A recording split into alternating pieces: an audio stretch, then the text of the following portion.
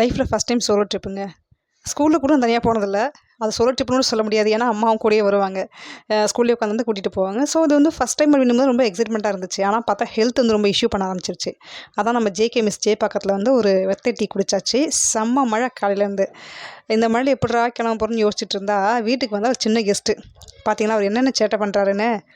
அவரு அவங்க அம்மா வந்து இறந்துட்டாங்க அப்படின்னு சொல்லி கேள்விப்பட்டு, சும்மா ஒரு நாளைக்கு வச்சுக்கலான்னு சொல்லி கூட்டிகிட்டு வந்தா, வீடு முழுக்க ஒரே சேட்டை.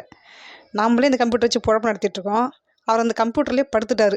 முடிஞ்சுதா ஜோலின்னு நினச்சிட்டு, அப்புறம் கொஞ்சம் கொஞ்சமாக பேக்கப் பண்ண ஆரம்பிப்போம்னு சொல்லி ஆரம்பித்தா, இவர் எந்த வேலையுமே செய்யவில்லை. வீடை ஃபுல்லாக கண்ணாபின்னு கலைச்சி போட்டுட்டாரு. இவரோட சேட்டையெல்லாம் தாண்டி கொஞ்சம் கொஞ்சமாக திங்ஸை பேக் பண்ண ஆரம்பிச்சது.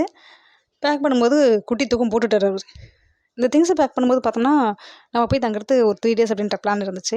ஸோ 3 டேஸுக்கு தேவையான திங்ஸ்லாம் எடுத்து வச்சாச்சு. ஒரு ட்ரெஸ்ஸஸ், ஆர்னமெண்ட்ஸ் என்னென்ன தேவையோ ஏ டு இசட் வந்து மேட்சிங்காக எடுத்து வச்சாச்சு. பட் பேக்கேஜ் பண்ணுறது ரொம்ப கஷ்டம் தாங்க. ஏன்னா மறுபடியும் வந்து மறுபடியும் ரீஅரேஞ்ச் பண்ணணும். ஸோ ஒன்றையும் பார்த்து பார்த்து எடுத்து வச்சது. வீடே ஒரு அலங்கோலமாக இருந்துச்சு. இன்னொரு கொஞ்சம் வேலையும் பார்த்துட்டு எல்லா திங்ஸையும் எடுத்து வச்சுக்கிட்டு ஊருக்கு கொஞ்சம் கொஞ்சமாக கிளம்பி ரெடி ஆகிட்டோம். இதுக்கு நடுவில் நம்ம வீட்டுக்கு வந்து கெஸ்ட்டு வந்து நம்ம திருப்பி அனுப்பணும் இல்லையா? ஸோ அவரும் ரெடி ஆகிட்டாரு.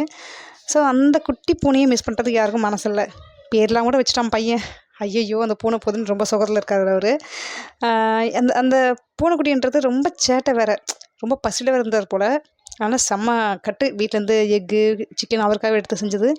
செம்ம சாப்பாடு சாப்பிட்டாரு. யாருக்கும் அனுப்புறதுக்கு மனசு இல்லை. பட் வேறு வழி இல்லை. வீட்டில் அலோவ் பண்ணல அப்படின்றதுனால அவரை நாங்கள் சென்ட் ஆஃப் பண்ண வேண்டியதாக போயிடுச்சு. அவரை சென்ட் ஆஃப் பண்ணிட்டு நான் ஊருக்கு கிளம்பிட்டேன். மெட்ரோ வந்தாச்சு.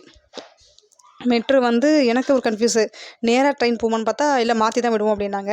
அப்படி சீட்டில் உட்காந்தோடனே பின்னாடி த்ரிஷாம்மா சொல்கிறாங்க, நீங்கள் வந்துட்டு இந்த கலரிங் பண்ணுங்கள் ஹேருக்கு, ஒயிட் முடி அப்படின்னும்போது, ஐயோ நம்ம முடியும் வெள்ளை முடியாயிடுச்சு அப்படின்னு அப்படியே புரியும் கிளம்பி போகிறோம்.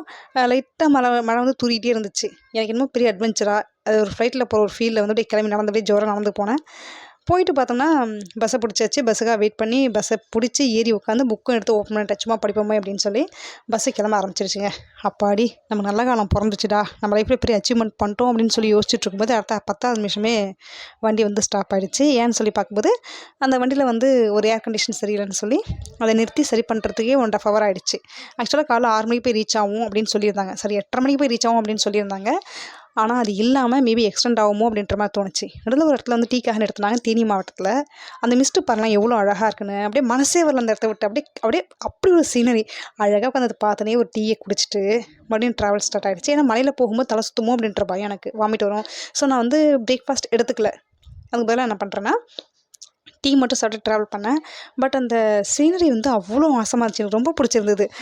ஒரு தனிமையில் ஒரு நல்ல சாங் ஓடிட்டுருக்கு, பஸ்ஸில் உட்காந்து பார்த்துட்ருக்கோம் அப்படின்போது எப்படி இருக்கும் யோசிச்சு பாருங்களேன். கொஞ்சம் கொஞ்சமாக இப்போ வந்து என்ன பண்ணுறதுன்னா மலை ஏறிட்டே இருக்குது. எல்லா இடத்துலையுமே தண்ணி கொட்டிகிட்டே இருக்குது.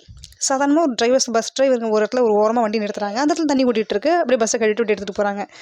அப்படியே அந்த பனியும் மழையுமா அப்படியே மனசை என்கிட்ட இல்லைங்க அப்படின்ற அளவுக்கு எடுத்துகிட்டு போகுது. எப்படி இருக்குது பாருங்க மிஸ்ட்டுங்களேன். அந்த சீனரிஸும் சூப்பராக இருந்துச்சு.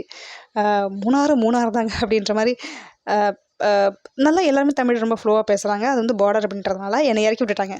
அந்த பொட்டானிக்கல் கார்டன் நேஷ்னலில் இறக்கி விட்டுட்டாங்க. அங்கே இறக்கி விட்டோன்னே என்ன ஆயிடுச்சுன்னா பயங்கர பசி. ஃபஸ்ட்டு நான் என்ன பண்ணேன், அங்கே அரேஞ்ச் பண்ணி இந்த ரூமுக்கு போய் என் திங்ஸ்லாம் வச்சுட்டு மறுபடியும் வந்து என் பசியே தாங்கிக்க முடியாமல் நூடுல்ஸ். இங்கே பார்த்தோன்னா கொஞ்சம் காலேஜ் பசங்களாம் வந்திருந்தாங்க அந்த பொட்டானிக்கல் கார்டனை பார்க்கலான்னு சொல்லி. பட் வந்து ஏன்னு தெரியல திரும்பி அவங்களாம் கிளம்பி போயிட்டாங்க. நான் நினச்சேன் சரி ஓகே அலோவ் பண்ணல போகல அப்படின்னு நினச்சிட்டு சரி நம்ம லஞ்ச் சாப்பிடணும்னு சொல்லி வந்தோம்னா நூடுல்ஸ் ஒரு கப்பு சூடாக இருந்துச்சு. கப்பன்னு உள்ளே போனதே தெரியல. அதுக்கப்புறம் பசித்து கொஞ்சம் கார்ன் வாங்கினேன். ஆனால் பாருங்கள் 2 சேர்ந்து 100 ரூபா. இந்த குட்டி கார்ன் மட்டுமே 50 ரூபா அப்படின்ட்டாங்க. ஷாக் தான், திட்டினன் தான். அப்புறம் ஒரு 10 ரூபா கம்மி பண்ணிட்டாங்க. ஸோ இப்போ நான் வந்துட்டேன்.